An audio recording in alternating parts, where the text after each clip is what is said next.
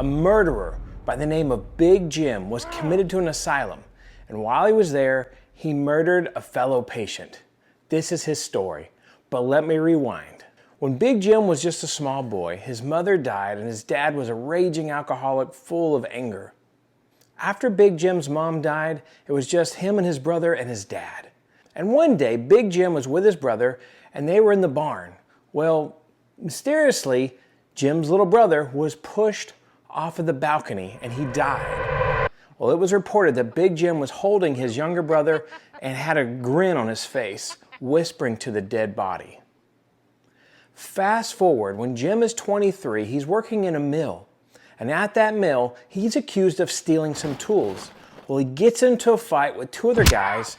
When the police arrived, the other two men were both dead. Police finally arrived. Jim was sitting on the floor, grinning, and the two men that were dead, one had a broken neck, and the other, and his face had been beaten so bad that he died too. Well, instead of being imprisoned, Jim became a patient at the Trans-Allegheny Insane Asylum for lunatics. There, he was known as Big Jim. He was 6'5" at just the age of 15, and he was a towering menace, full of anger, full of rage. It was reported that he would just sit in the corner and not sleep at night. Well, at this insane asylum, it was being overcrowded, and they started doing lobotomies on the people that were there just to subdue them so they could house more and more people. Jim was put in a room with two other men, and one day he just lost it. He used parts of his bed frame and beat one of the other inmates. The other inmate was found stuffed up with broken bones, and his body was stuffed underneath his bed, and his eyes were wide open as he was in full terror when he died. They even reported that his fingernails were missing because he was trying to fight his way free. No one really knows what happened to Big Jim.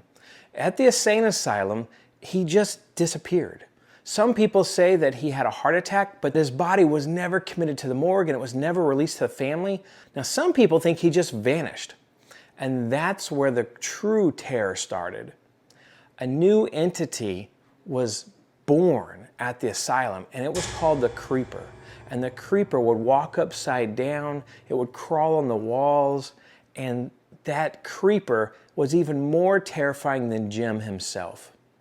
Now, this insane asylum has been closed.